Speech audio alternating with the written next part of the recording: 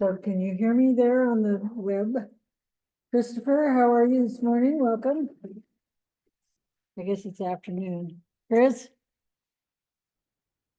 Good to see everybody.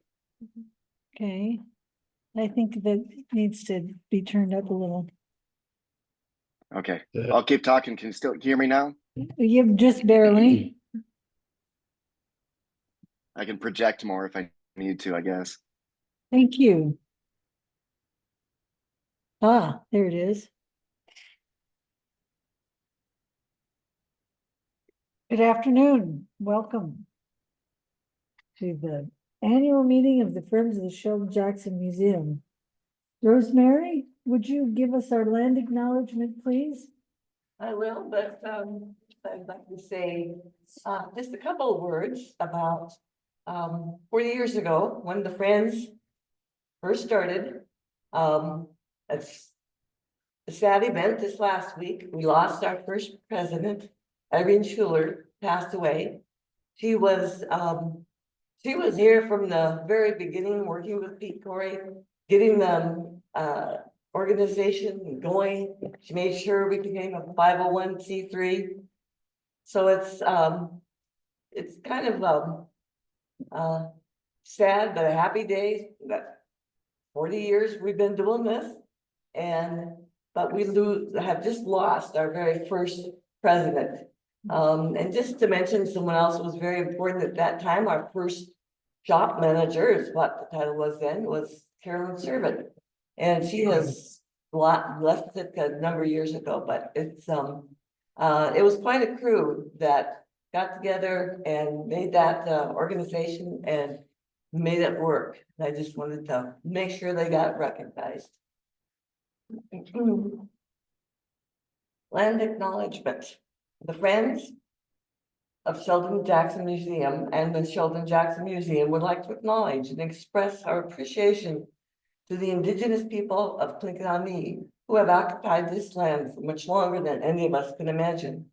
And after 250 years of colonization in Alaska, are graciously allowing us to share this amazing land with them. Thank you. Thank you. Board members present are Ketah, Fred over there, Fred Olson, Steve Johnson, who has taken Barth Hamberg's place, and thank you, Barth, for your service, and me, and I'm Melissa Faust. We have Chris Berk on the internet, and I don't see anyone else from the board on the internet.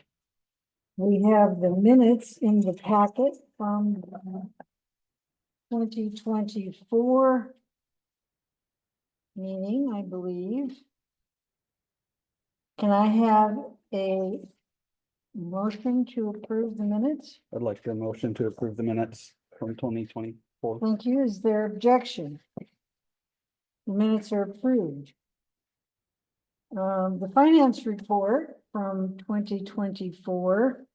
The way it's laid out is the way that we are reporting to the NEA. So this income from donations and grants is a separate item from income from earned income, sales and memberships is how the NEA has asked us to report our income and also how to report our expenses. So you can see that we've divided into program expenses, office expenses, acquisitions, and grants, and those are our income and expenditures. The highlights of those are some good news. We acquired a John Hoover mask, which we're introducing today. It's a wonderful piece. It's a good size for this space that doesn't have any room in it.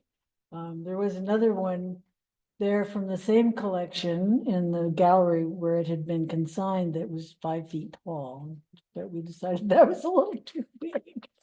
It has an impeccable provenance. It was consigned by the woman who bought it from the Stonington Gallery, who had handled Hoover's pieces in the 80s when she bought it. So she was the only owner. And so we're really happy to have it. And start building a little bit on the contemporary collection. And he was really quite prolific. I'm an art appraiser by trade, and I've appraised a lot of his pieces, and they're all different and they're pretty much all wonderful. And this is a really nice one. So please take a look at it when you get ready to go out and have a snack. We also contributed to the interpretive plan. And I hope that any of you who have not seen this will take some time to take a look at it.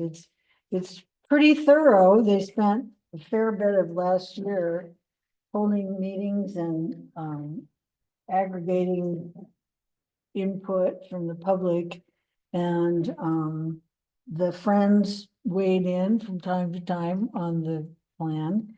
And we think that it's a good step forward. And I'm going to assume that we got our accreditation, which is really the whole reason that we did the plan or helped do the plan. We're nearing the final steps. I think there's going to be a site visit to Juneau and then out here to SJM in next month. I think that June. Oh, okay. The final So, hurdles are being jumped. yeah, well, and we were gonna all assume that we're reaccredited, right? Are there any questions about the finance report?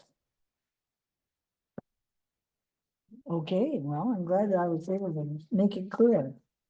I said here that we received a grant from the Hanrahan Foundation. Apparently that's not correct.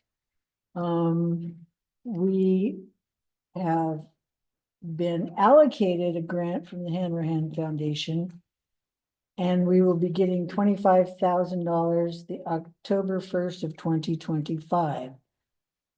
As you can see, we have gotten a letter saying that we will not be receiving NEA funds. So the Hanrahan Funds, which is a private foundation, is going to have to fill in order to pay for the residency program. So that's kind of a blow.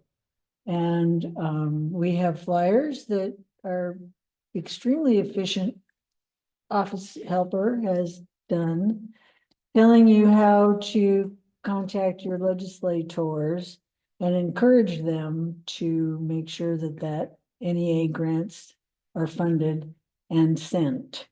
So so losing that money is a real blow to us. So we're okay for 3 years, maybe. And we're going to hope that something happens after that to help us keep the residency program going. Which you have a question? I'm sorry to read it. That's all right. Did I miss the amount that NEA funding? It's $25,000. And that's for the year.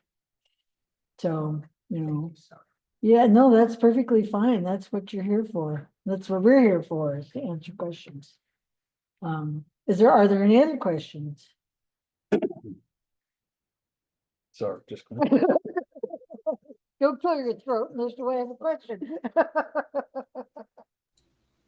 So we're okay for a while, but it's a blow.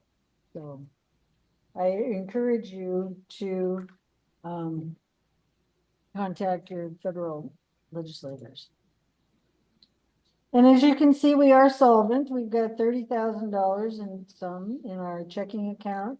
We have $200,000 in the savings account, and the CD balance is $16,500. So we do have some assets to be going on with. Any other questions? Thanks for hearing that on AJ. I just wanted to give a couple highlights of how supportive the Friends of Sheldon Jackson Museum have been to the museum since our last annual meeting until 2024.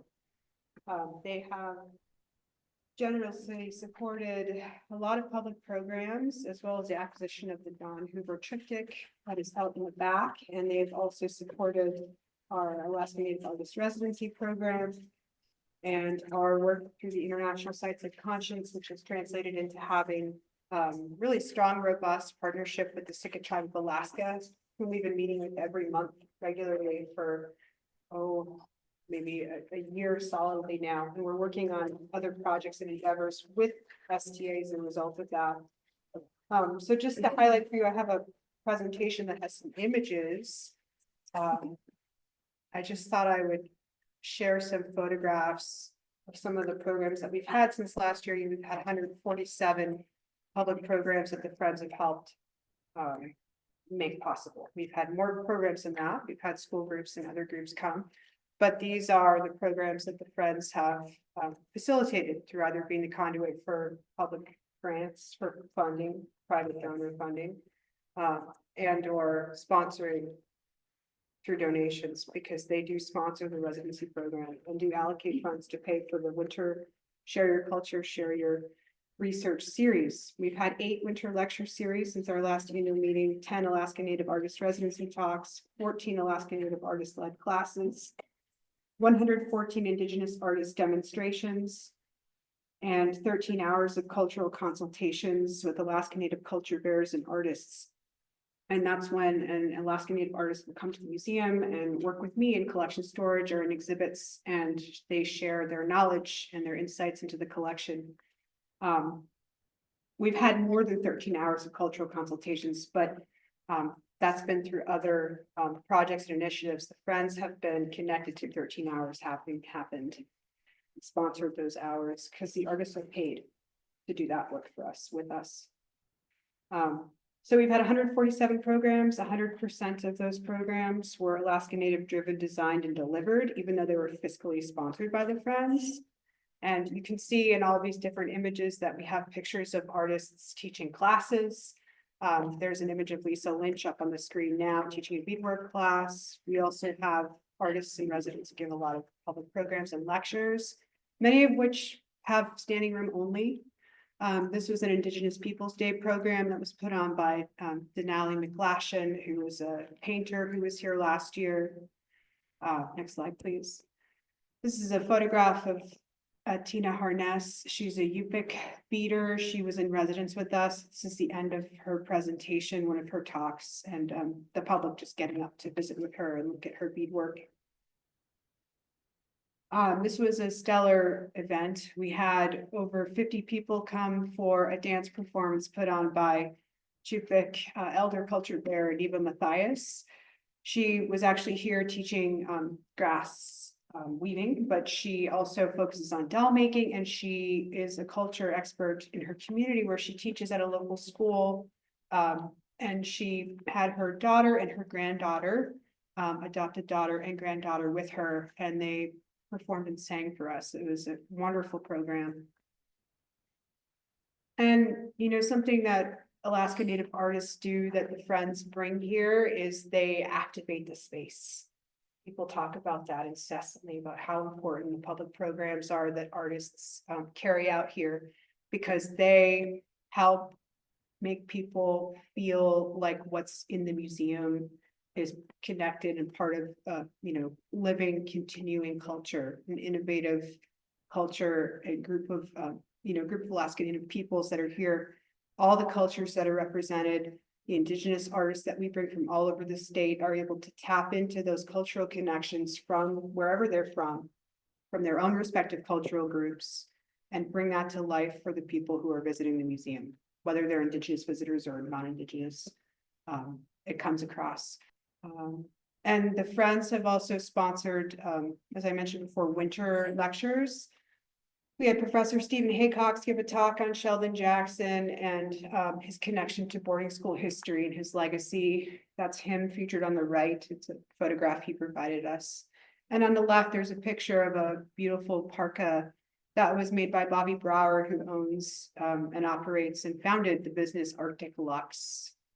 And then last but not least, I think this is the last image I have. This is a group of Mount Edgecombe Yupik dancers who came to the museum. The Friends sponsored dance performances. They've also sponsored Native Youth Olympic demonstrations at the museum. And it's just to drive back home the feeling that I have that a lot of the work that's done here in this space and with the Indigenous artists that we bring here is really connected to education and connected to youth in particular. So try to keep that in mind. It's about future generations. We've had many EdCamp students and students from Sitka High and other groups come to the museum and have really positive experiences with the artists that we host. We'd love to continue doing that. That's it. Thank you. Thank you, Jackie. Great pictures. Well, I see my name up on the screen. So I guess it's your turn. And share a little bit. Great to see everybody. Hello to those who are on Zoom. I can't see your names now. But Chris, our board member, Mr. Berk, as well as Addison, I saw your name on there. Thanks for this opportunity to visit here today, and I just also want to express our thoughts are with Mike Livingston, who is going to be the guest speaker, but he's not feeling well, and I'm just thinking about him this afternoon. So we've had a really busy year, and I'll just pause for a second and maybe just take a step back about our division. If you're new to Sitka, maybe none of us are new to Sitka, or to being a member of the Sheldon Jackson Museum, we are part of a larger team, which is the Alaska State Library's Archives and Museums. So we have our Alaska State Library, which is based in Juneau, and our Alaska State Archives, also based in Juneau. And then we have our two museums, Alaska State Museum in Juneau and the Sheldon Jackson Museum here in Sitka. Our division is part of the Department of Education and Early Development for the state of Alaska. And we have about 50 full-time team members who work in Juneau, and then a small group here in Sitka. And although we're kind of in disparate areas, we do work very closely together as a team, whether it's some of us traveling to SJM. Sometimes we've been fortunate to get SJM folks up to us in Juneau, but it is part of a larger kind of team than just here in Sitka. So we're always looking for opportunities to make sure folks stay here connected as well as supported. So just a few stats I quickly wrote down for this last fiscal year. The museums, so combined in Juneau and Sitka, welcomed over 63,000 visitors to the museum galleries. So that's a very large number, and I just want to express appreciation to all the team here in Sitka, as well as the museum folks in Juneau, and for just being always gracious and welcoming to our visitors, whether it's local folks or folks coming from all over the world who this might be their first time to Alaska, and just being that touch point for them. Something we have is our catalog records are available online. So if you haven't checked them out before, if you go to Sheldon Jackson Museum's website, or just Alaska State Museums in general, which is lam.alaska.gov, you can search the collections online. We have over 31,000 objects available. So if you're wanting to figure out a little bit more about what's here in Sitka or in Juneau, you can search by keyword or material. And most of those object records have pictures or photographs. If they don't, feel free. Jackie, as our curator of collections here at SJM, or Steve Hendrickson, you can welcome to reach out to them and get some more information. Also, this last year, our collections in Sitka and Juneau grew from 40,760 to 41,212. So we acquired almost 1,000 objects this past year, which is wonderful. A new addition, as Melissa just shared, was this amazing John Hoover piece over here. So it's a concerted effort from donations from community members who give things, purchases that are made possible from our friends groups here in Sitka, as well as our FoSJM team in Juneau. Jackie mentioned educational programs, which is great. We had over 2,280 people attend educational programs here in Juneau and Sitka. 489 students participated in youth art activities. And I thought I had another number, but I think that's all I have there. So just, I really want to express the good work that is happening here at SJM as well as ASM. Another big event or celebration coming up division-wide is that LAN is going to be celebrating its 125th anniversary, June 6th. So all the way back in June 6, 1900, Congress established the Alaska Historical Library and Museum, based there in Juneau. And over the years, that organization, our division, has grown to encompass the Alaska State Library, Alaska State Archives. In the 1980s, we were able to bring on the Sheldon Jackson Museum as well. So we're planning some cake and some activities in Juneau in June, but this reminds me I want to visit with Mark and Jackie and Sue as well as maybe how we can celebrate that here in Sitka as well. So maybe stay tuned for some 125th anniversary events. And then just quickly, I want to acknowledge the team here in Sitka. Jackie, who just stepped away for a minute. It's a small but mighty team. Jackie is doing a great work with the Artist in Residence program. I just learned, as you all did yesterday, about the cancellation of the NEA grant. I was appreciative of the conversation I had with Melissa as far as contingency plans for that. Look forward to continuing to work with the Friends on how we can support that and work together to ensure that program continues. Jackie's also great about working with our collections. So it takes a lot of us working all together. Real quickly, Melissa mentioned the AAM reaccreditation. That is an example of a collaborative effort that all of the museum folks worked on putting together collections management policies, code of ethics, all of these kind of core documents that the museums need to share to have AAM review, and it's part of this big reaccreditation process. And then one of the last hurdles is the site visit, as I mentioned, which will be here in Juneau. So I'm not sure if they're going to be meeting with folks or if it's just going to be meeting with the team, but we're looking forward to them being here. And then finally, just I want to acknowledge the Friends of the SJM. Board members here, Justin and Melissa, Steve, Fred, and Christopher, Rosemary as well, who's a long-term board member. I'm probably always think of you as a board member, but also the members too, who are online and those who aren't with us. And just we could not do everything that all those pictures that Jackie shared without the Friends. And so I just really want to express appreciation. Talked a little bit about the winter lecture series, things that just popped into my mind. The John Hoover art piece, which is incredible. And then Melissa held up the SJM interpretive plan that the Friends also contributed to. So we just thank you for being here. Thank you for taking time this afternoon. And I'm around if you have any questions later on. I just appreciate your support, your partnership. So I think that's all I have. Thanks, guys. Thank you, Dr. Chen.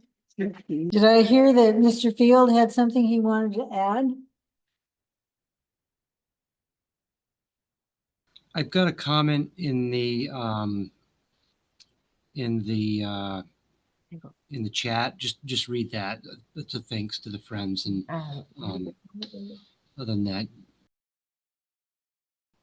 Addison says there's 3 big priorities for the coming year: new intro exhibit and a new welcome wall, and then the beginning of a new building design.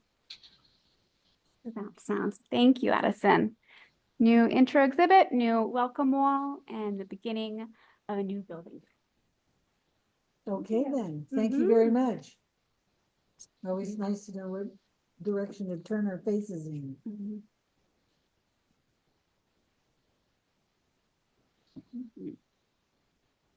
And our next order of business is a resolution to support the change of the name of the museum. Do Do I have a motion? Second. Do you want to talk about this for a minute? Yeah, Okay, I'd love to. that's discussion. All right. So the mentioned interpretive plan from 2024, there was a survey that went out and 71% of the people that were surveyed were in favor of having the name change from Sheldon Jackson Museum. And there's been different discussions from the community and about that. And I was looking up the history of it, and as far as I know, the name had been voted on to be changed 10 years ago. But at the time, there was a name selected. And so the name was, that was a issue at that time, that the name wasn't what the community wanted. So we drafted a resolution, and I'll read that in a moment.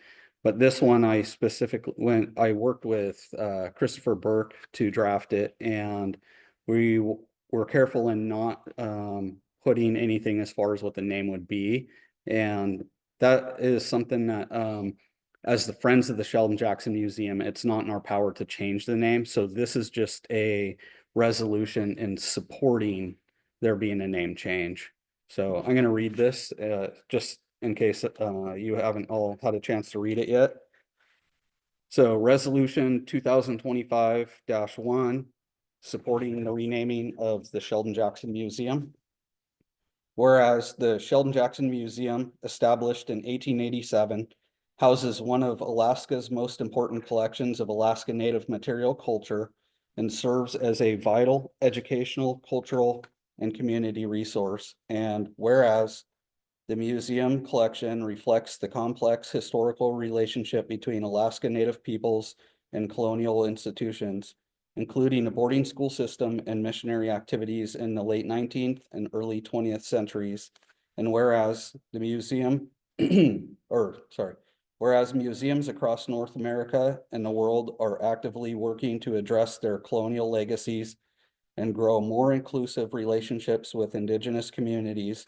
And whereas recent successful name changes in the Sitkan community, such as the renaming of Baranoff Elementary School to Hoots Elementary School, demonstrate the positive impact of thoughtful engagement with questions of naming practices and representation. And whereas the Friends of Sheldon Jackson Museum, a 501c3 dedicated to supporting the museum programs, recognizes that the authority to rename the museum rests with either Alaska Department of Education and Early Development and/or state legislature. And whereas the Friends of Sheldon Jackson Museum is committed to supporting the museum's mission to serve all Alaskans while acknowledging and respecting Alaska Native perspectives, values, and cultural sovereignty. And whereas a name change process developed through appropriate consultation and collaboration could strengthen the museum's relationships with Alaska Native communities and better reflect its role as a 21st century cultural institution and resource. Now thereof, be it resolved that the Friends of Sheldon Jackson Museum expresses its support for initiating a process to rename the Sheldon Jackson Museum through appropriate state channels. And be it further resolved that this expression of support encourages appropriate state authorities to engage in consultation with Alaska Native organizations, cultural leaders, and other stakeholders in considering potential new names for the museum. And be it further resolved that copies of this resolution be transmitted to Alaska State Museum, the divisional libraries, archives and museums, and the Alaska State Board of Education and other relevant state authorities. There's further discussion, questions? Yeah, 10 years ago, you said that it was voted on to change the name? Yeah, I found in 2015 that it had come up at some point. Yeah, sorry, I don't have the information on that in front of me, but Yeah, I was like, oh. Of course, I was gone by then too, so. Interesting. Again, I'm a very slow listener and I have to process, but what were some of the suggested names? So this is only supporting there being a name change and is encouraging a process for that to come if that is what the community would like to see as a name change. So it's just saying that we support it happening and not actually as part of the process of selecting a name. So Quite catch the argument for changing. the argument for changing it. Well, one of the reasons that would be good for a name change would be that the name Sheldon Jackson Museum may not be recognizable to visitors. And so that would be, I think that would be a pretty strong reason right there so that they could rename it to something that is more appropriate as far as what the collection here holds. Also, as far I as have something to share. the legacy of the person, Sheldon Jackson himself, that's something that there are some people that have issues with his name being on a museum. And why was it named for him originally? Was it because he collected them? Yeah, he's the objects that are held in the museum were items that were collected by Sheldon Jackson.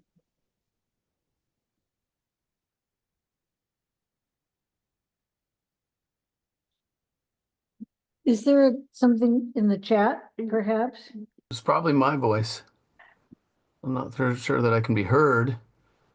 Dave is talking. Who is speaking? Who is asking to speak? It's Dave. not. Dave Ketah? Yeah, can you hear me? No. He's welcome to call into my phone and I can put it on speaker. Or you can put your comments in the chat. Are you speaking either for or against the resolution? In favor of the resolution. You're in favor of the resolution, okay? Apparently he's dialing.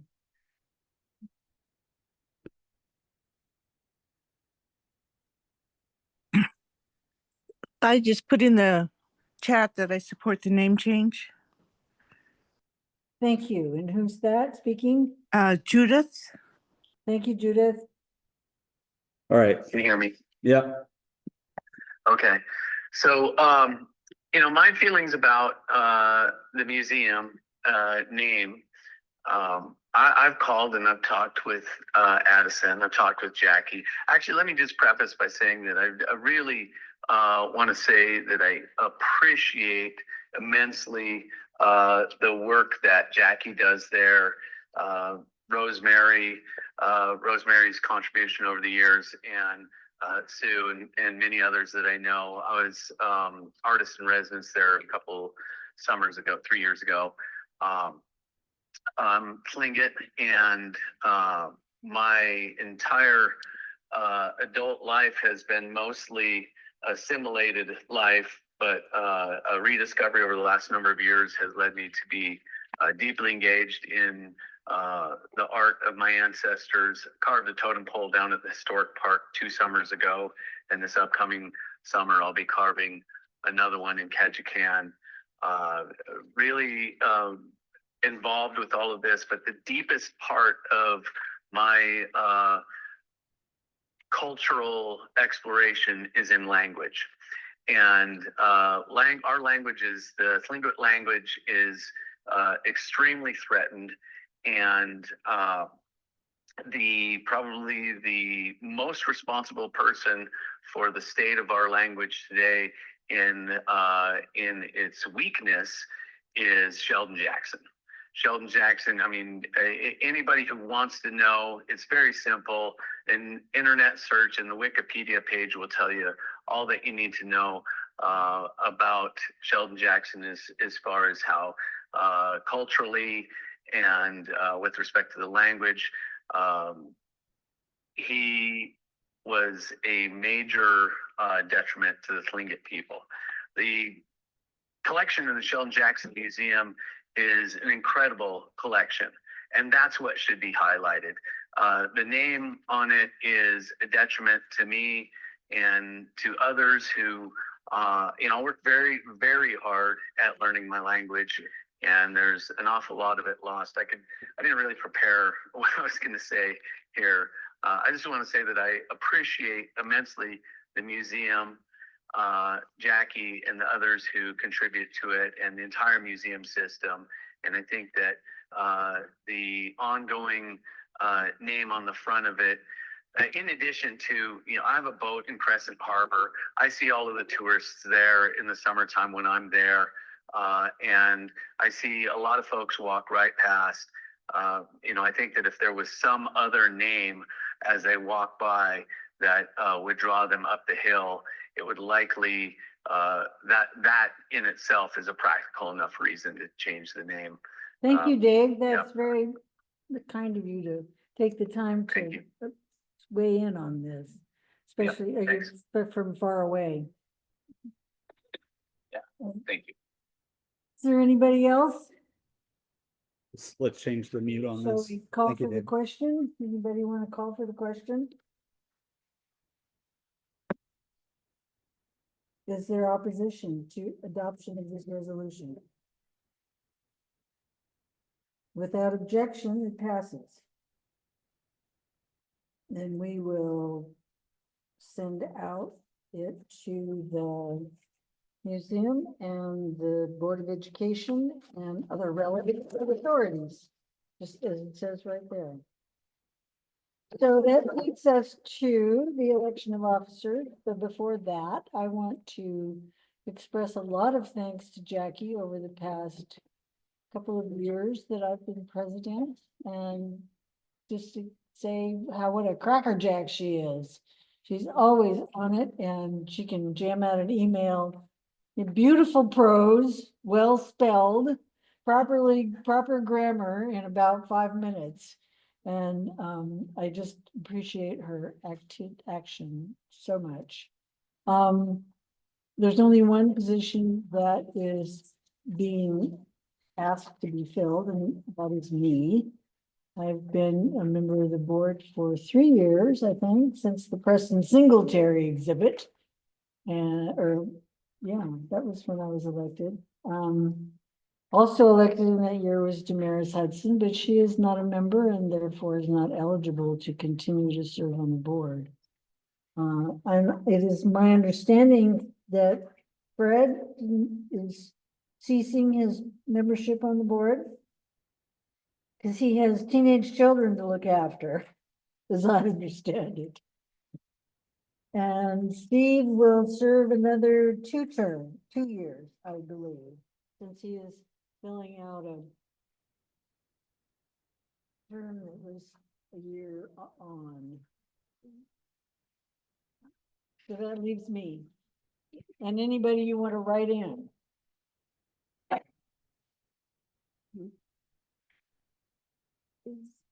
And I will vote for myself. Yes, I will. And for members online, I'm going to hide the chat and you can direct message Friends of SJM with your vote.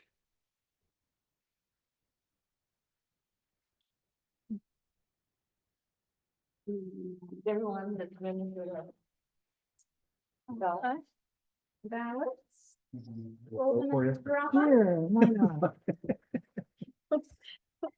You want to write in? Okay, fold and drop and return your pen at the same time.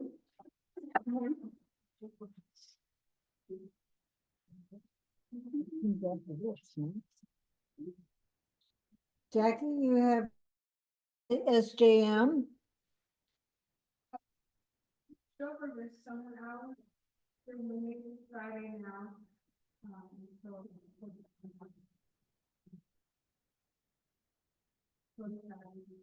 And do you know if there are bus reservations for people to pour in?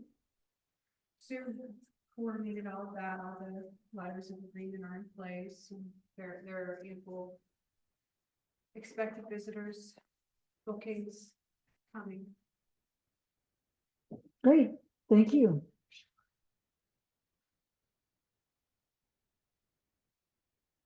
Anything else for the good of the order? We are adjourned. 3 o'clock, 2 hours, 1 hour. Efficient. Efficient is what we are.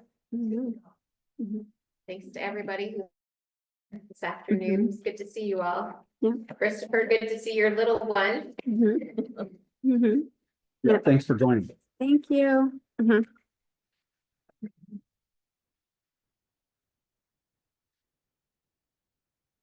Thank you, everybody. Hope you have a good rest of your day.